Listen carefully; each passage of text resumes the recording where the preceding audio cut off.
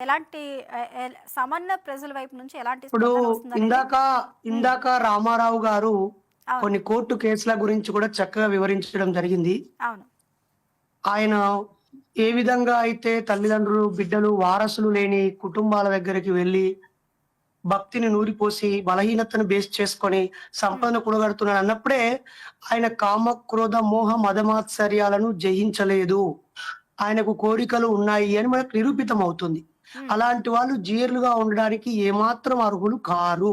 హ్మ్. అయితే చిన్నజీయర్ స్వామి గారే ఆ ఆస్తుల మీద కన్నేసారా? లేదా ఆయనకున్న వ్యక్తిగత క్రమశిక్షణ, లేదా వేదాలపై ఆయనకున్నటువంటి పాండిత్యము, ప్రజల్లో హ్మ్. ఆయనకున్న మంచి విశేషమైన ఆదరణను స్వార్థానికి వాడుకొని, వీళ్ళు డబ్బు సంపాదించడం కోసం ఆయనతో ఇలా మాట్లాడిస్తున్నారా? లేక స్వతహాగానే ఆయన అలా మాట్లాడుతున్నాడా అని మనకు తెలవాల్సిన అవసరం ఉంది. హ్మ్. ఇందాక ఒకరు మాట్లాడుతూ, పేద బ్రాహ్మణుడొచ్చి అడగగానే కనకాభిషేకం చేపిచ్చాడు ఆ దేవుడు. ఈరోజు మీ కనకాభిషేకాలు, వరాలు అక్కర్లేదు.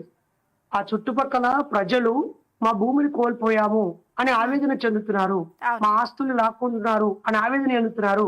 ఇక్కడ సమతామూర్తి అంటున్నాం. అంటే ఈ దేశంలో సమానత్వం సాధించడం కోసం ఏం పని చేశాడని సమతామూర్తి అవుతాడు? హ్మ్. రాజ్యాంగంలో చట్టం ముందు అందరూ సమానమే అనే చట్టం చేసినందుకు అంబేద్కర్ గారు సమతామూర్తి అవుతాడు.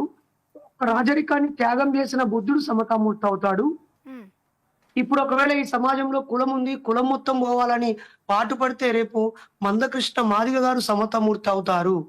అంతేకాని కేవలం 100కి ఒకరిద్దరు ఉన్నటువంటి బ్రాహ్మణ సోదరులు, నాకు బ్రాహ్మణులే శత్రువులు కాదు.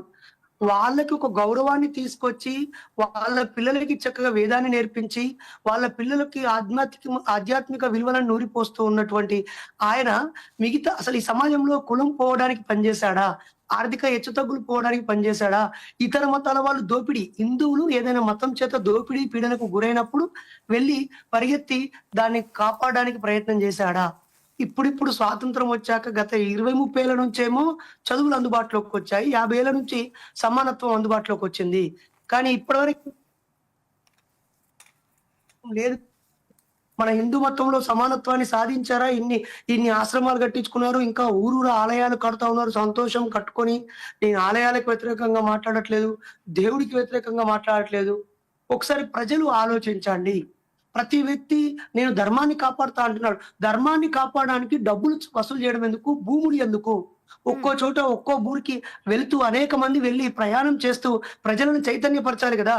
వాళ్ళు ఎదుర్కొనే ఒక మానసిక జబ్బులని పోగొట్టే మత పెద్దలందరూ మానసిక జబ్బులను పోగొట్టే ఒక సైకాలజిస్టులుగా కావాలి గదా!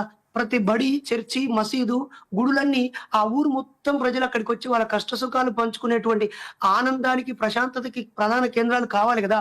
అక్కడ ఒక్కో అవును. దానికి ఒక్కో రేటు బెట్టి, ప్రత్యేక తేదీలలో ముందే రిజర్వేషన్ పెట్టుకొని, వాటికి స్పెషల్ డబ్బులు బెట్టుకొని, ఇదంతా స్పష్టంగా కనిపిస్తుంది. అలాగే మీరిందాక మాట్లాడుతూ రాజకీయ నాయకుల అండ ఉంటుందా? దీని వెనకాల ఏముందని అడిగారు. రాజకీయ నాయకులు ఏ మతతత్వ వ్యక్తి దగ్గర ఎక్కువ మంది ప్రజలున్నారో చూసి, ఆ హ్మ్. వ్యక్తికి ఆర్థిక సహాయం జేయాలనుకుంటారు. హ్మ్.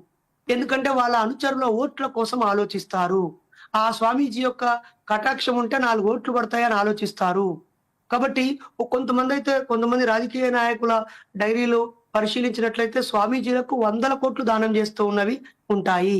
అలాగే హ్మ్. మనకి ఇప్పుడు షిరిడి సత్యసాయి బాబా గారి ఆశ్రమం ఆయన చనిపోయిన తర్వాత టన్నుల కొద్ది బంగారం మీద పెద్ద వివాదం జరిగింది. హ్మ్. ఇవన్నీ బినామీలుగా ఉన్నవాళ్ళు వీళ్ళు. అలాగే ఈ హిందూ సోదరుల్లో కాస్త ధనవంతులు ప్రజలారా, ఓ ధనవంతులారా నేనొక పద్మశాలి బిడ్డగా నన్ను ఏ మతమో మీ ఇష్టం. నేను కోరుతున్నాను. మీరు మీ దగ్గర ఉన్న డబ్బుని మీ దేవుడికి ఇవ్వాలి అని అనుకుంటే, మానవ సేవయే మాధవ సేవ అని ప్రతి దేవుడు చెప్పాడు. లోక కళ్యాణమే ముఖ్యము అని ప్రతి దేవుడు చెప్పాడు. తోటి మనిషి ఆకలితో ఉంటే ఆకలితో ఉన్న కాడ తీర్చండి. అవసరం ఉన్న కాడ మీ హిందువులకే, మన హిందువులకే లేదా మన ముస్లిం సోదరులకి, మన క్రైస్తవులకి పాకిస్తాన్ ముస్లింలకు జేయకండి. ఎత్తుకుపోయిన బ్రిటిష్ వాడైనటువంటి ఇంగ్లాండ్‌లో ఉన్న క్రైస్తవులకు జేయండి. ఈ దేశంలో ఉన్న అన్ని మతాల వాళ్ళు, ఈ దేశంలో తోటి మనుషుల అభివృద్ధి కోసము, తోటి మనుషుల్లో ఉన్నటువంటి ఒక కష్టాలని, కన్నీళ్లు తీర్చడానికి సాయం జేయరు గానీ, ఆ వందల కోట్లు, వేల కోట్లు ఈ స్వామీజీలను ఎందుకు ఇస్తున్నారో అర్థం గావట్లేదు. మన దగ్గర రీసెర్చ్ అండ్ డెవలప్‌మెంట్ యాక్టివిటీ జరగట్లేదు. హ్మ్. ప్రయోగాలు జరగట్లేవు. ప్రశ్నించడం నరేష్ గారు జీర్ణించుకోవట్లేదు. నేను నరేష్ మిమ్మల్ని గారు చూసి హిందూ ఆ! దేవాలయాలు మనం చెప్పండి. చూసుకున్నట్లయితే ప్రసిద్ధ పుణ్యక్షేత్రాలు కావచ్చు ఏవైనా